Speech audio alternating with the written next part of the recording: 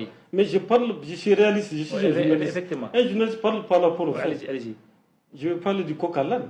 Ce qui est en train de lui arriver, ça ne me surprend pas. Parce que c'est suite au massacre de Gaskindé sur la route de Djibo que Paul-Alexandre Damiba est parti.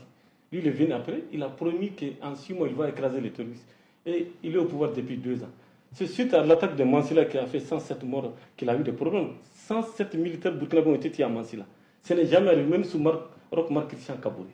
Donc il n'a qu'à ouvrir les yeux, il n'a qu'à faire face à la situation. Il s'en est pris à Djibril Bassolé. Il y a l'avocat Guy Hervé Kam qui a été relâché et repris. Il y a le colonel Malida Zangrana qui est toujours en prison. Il a tellement peur de ce dernier. Parce qu'il pense que ce dernier sort là, ce dernier va le renverser.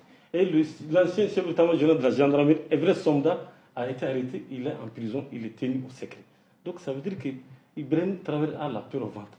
Maintenant, ce que nous pouvons dire, et là où les choses sont compliquées, quand il a dit avec le dialogue national qu'il est désormais président du Faso, ça c'est le culte de la personnalité. Il faut qu'on sorte de ça. Il n'est pas venu pour planter des cafés et des cacao, il est venu pour rétablir la sécurité. Ce qui est sûr et certain, le Mali a dépêché un contingent avec les militaires de Wagner. Ce n'est pas une rumeur, c'est la vérité que je raconte autour de ce plateau. Et je vais vous raconter rapidement un exemple pour terminer, parce que je n'aime pas monopoliser là. Il y avait son semblable à Sierra Leone, le capitaine Valentin Strasser, qui a renversé Joseph Mobon accidentellement.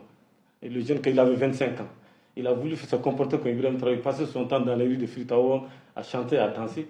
L'actuel président de la Sierra Leone, le général Julius Madabiou, est venu tout simplement, il l'a déposé, il a organisé les élections, il a installé Ahmed Tidiane Kaba, il est parti, il est revenu tout bonnement. Okay. C'est ce que nous demandons aujourd'hui. Soyons réalistes. Il l'a dit, les époques ne sont plus les mêmes. Ce n'est plus l'époque de Thomas Sankara où il avait un colt ici, il se promène dans les rues de Ouagadougou, il chante la révolution. Ou bien ce n'est plus l'époque de Terence Hill qui, dans Trinita, prépare ton cercueil, ils sont sans plus de tir sur, je ne sais pas, des cow-boys, quelque chose comme ça. Oui. Donc soyons réalistes.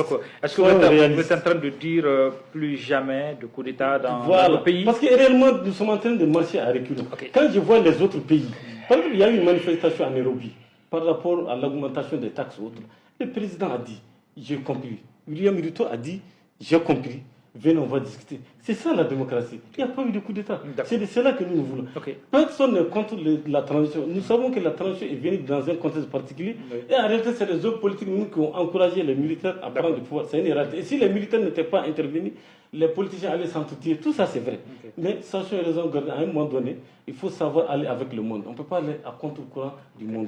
Nous sommes dans un monde multipolaire, nous sommes dans un village planétaire. Nous avons tous appris ça en SHT et en SHT. Nous sommes dans un village planétaire.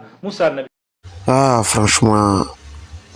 Ok, comme vous l'avez vu avec moi dans cette vidéo, le monsieur a fait une analyse, une analyse précise et concise sur la situation de la transition au Burkina Faso concernant Ibrahim Traoré, IB Cacao, qui dit que lui va faire de toute sorte que le Burkina soit premier producteur de cacao devant la Côte d'Ivoire. Ce qui fait rire, bien entendu. Donc, il dit comme ça que IB Cacao pense que nous sommes à l'époque de Thomas Sankara où il faut toujours prôner la révolution,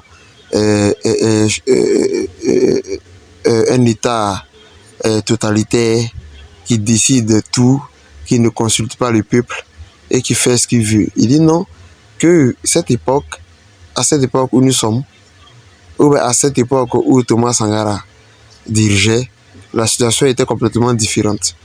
Parce que, vous savez maintenant, le monde est un monde multipolaire. Donc, c'est un monde où il faut toujours s'associer ou toujours négocier avec les autres pour pouvoir avancer, pour pouvoir développer son pays. Et de la main dont il est en train de diriger le Burkina Faso, c'est une méthode archaïque qui est dépassée. C'est ce que le monsieur fait comprendre par son analyse. Donc, si IB Cacao veut s'en sortir, qu'il le fasse avec les autres. C'est-à-dire, s'il veut vraiment être un dirigeant exemplaire, qu'il suive l'exemple de la Sierra Leone, comme le monsieur le dit dans la vidéo, qui, c'est-à-dire, fait tout possible pour rendre le pouvoir aux civils, et s'il veut devenir un président plus tard dans le futur, du Burkina Faso, qu'il revienne en tant qu'un candidat. Et c'est ce qui va le faire. Et c'est ce qui va faire qu'il sera un homme remarquable, un homme de parole au Burkina Faso.